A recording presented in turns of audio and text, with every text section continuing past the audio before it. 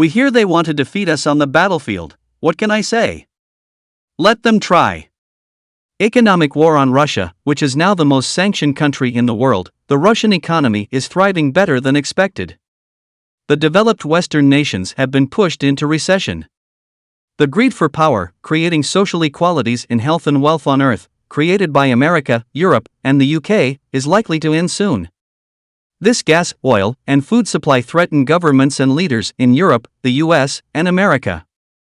Russia took its forces into Ukraine and started capturing territories because Western nations were doing all they could to destabilize Russia. They adopted a critical economic war between Russia's euro and the US. The Americans in Europe have imposed heavy sanctions to cripple the Russian economy. Russia was excluded from the international network, freezing forex, and the West even started forcing other nations to stop trading with Russia. The UK and the European Union expected Russia would withdraw from Ukraine and accept defeat.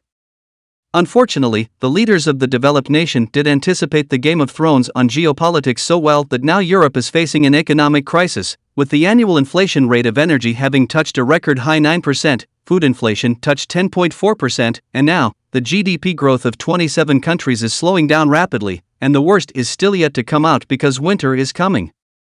With all the support from America and a cluster of 27 countries despite not waging war, how did Europe end up in such a terrible state? What exactly is good is a war strategy that chokes Europe. This war is being fought with three instruments: food, finance, and energy. As far as finance is concerned, Europe has done its part to choke the Russian economy as close $300 billion of foreign reserves in Russia. Europe imposed a 35% tax on Russian vodka, gold imports were banned, and many billion-dollar businesses started exiting the Russian markets. Because of this, a huge cavity left in the Russian economy started shaking its foundations. So it was expected that Russia would face near bankruptcy, and with the fear of a complete economic collapse, Putin would withdraw. Although the euro was winning with finance, with the other two aspects, Europe was getting into deep trouble. Regarding food, Russia and Ukraine accounted for almost 30% of global wheat exports, 20% of corn exports, and more than 80% of the world's supply of sunflower oil. So the moment the supply of these commodities got cut off, the food prices in Europe started to skyrocket. As far as energy is concerned, this is where Russia's most powerful leverage against Europe comes in. 42% of Europe's gas came from Russia, and the key to that lies in the Nord Stream offshore natural gas pipeline sets in Europe that run under the Baltic Sea from Russia to Germany, one of the most important pipelines in the world. And if you look at the map, Nord Stream is 24 kilometers underwater gas pipeline that runs from Wybar in northwest Russia to northeast Germany via the Baltic Sea. This pipeline transports 55 billion cubic meters of gas secured, most of which directly goes to Germany. Several channels take oil and gas from Germany to the rest of the countries in Europe. The European countries are heavily dependent on Russian gas. Finland, Bulgaria, and Slovakia are more than 70% of their gas supply from Russia. Germany, the largest European economy, had 49% of its gas coming from Russia. When Europe imposed sanctions on Russia, Putin did two important things. He cut the gas supply of the euro by 60%, and secondly, he imposed a condition saying that if European companies wanted to buy oil and gas from Russia, they would have to purchase oil in rubles. There were three major implications of world trade. 1. Since Russia cut 60% supply of gas prices worldwide skyrocketed, and this was because of the supply and demand mismatch. Let's see, 5 major countries are supplying 100 billion cubic meters of gas: Russia, Norway, America, Qatar, and Australia, each having its market share and average prices. Now, if Russia stops the supply, although other nations can pump more gas at the same price, they take advantage of the situation, increase the gas price, and make more profits by supplying the same amount of gas. So gas at $40 per unit not only doubled but was increased to $120 per unit and made 4 times more money by selling the same amount of gas. This way, they will have more margins, more profit, and fewer natural resources will be exhausted. This is the reason why even though other countries can match the shortfall, the price of the commodity shoots up to insane levels. In this case, if you look at the numbers since January 2022, the gas prices in the US have gone up by 27%. Despite the note that buying any gas from Russia and the UK has gone up by 142%, the European Union has gone up by an insane 146%. Secondly, since Russia forced the company to buy oil and gas in rubles, if you see, the value of rubles started shooting up, making the ruble one of the best performing currencies in the world.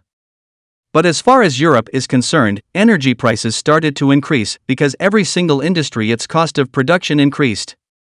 Eventually, inflation continued to rise all across European Union. The inflation target is 9% in Europe in June. Industrial prices have risen more than 36% in the last year. And electricity bills for the citizens of Europe are going over. The food price inflation has accelerated to 75% in May 2022, which is the highest in the last 20 years. All these sanctions were meant to kill the Russian trade and prevent Russia from making money right. But as it turns out, Russia made more money selling gas after the war than before. As I explained before, when Russia cut the supply of gas, European companies were desperate to pay 50, 60, and sometimes even 100% more for the same amount of gas. Russia was making more money despite selling less gas to Europe. If you look at Russia's oil and gas revenue, you will see that the average during normal use from March to July was close to $50 billion. But in 2022, this revenue has almost doubled to more than $90 billion. Russia's oil and gas export revenues in just the last 5 months are nearly 3 times what it would typically make from exporting gas to Europe over an entire winter because India and China supported Russia. All these sanctions were meant to kill the Russian trade, but Russia has also been able to make up for the oil revenue losses from acquired Russian crude oil sales. But I suspect, looking at the figures, our total purchases for the month will probably be less than what you're referencing. And so you might want to think that European Union is choking because, as I said, winter is coming for Euro. Now, if you look at the gas consumption of Euro Frobisher, you will see that from February to August, the gas consumption of Euro decreases. But from September onwards, this consumption starts shooting up and reaches its peak in December because people use heaters and other devices due to extreme cold weather. This graph shows how much gas Europe will have if Russia cuts off the gas supply. And here, you will see that if Russia cuts off the gas in October, gas levels will touch dangerous levels within just 90 days. The question we hear is, why is Europe so dependent on Russia? They're not the only ones supplying oil and gas, right? For gas, you have the United States, Qatar, and Norway, and while you already have Saudi Arabia, why not buy oil and gas from them? Well isn't German. The complex reality of world trade comes in. You see, gas needs a lot of terminal facilities where fuel can be turned from liquid to a gaseous state. And then it needs a huge network of pipelines that can transport the gas to different parts of the continents. But if you look at the map of Europe, you will see that although you have a load of terminal facilities, most do not have connected pipelines to distribute them across Europe. So even if US ships more gas to Europe, the continent may struggle to receive it with a given state.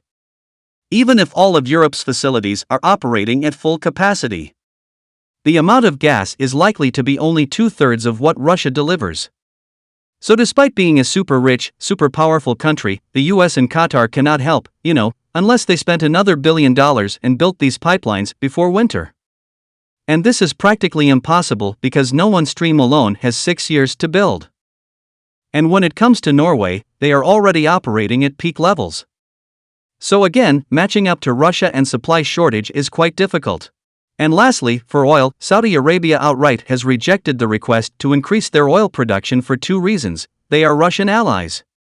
And secondly, when they are getting super high oil prices, why would it decrease it by funding more oil? So Saudi is making a ton of money because of the shortage. As usual, they love it.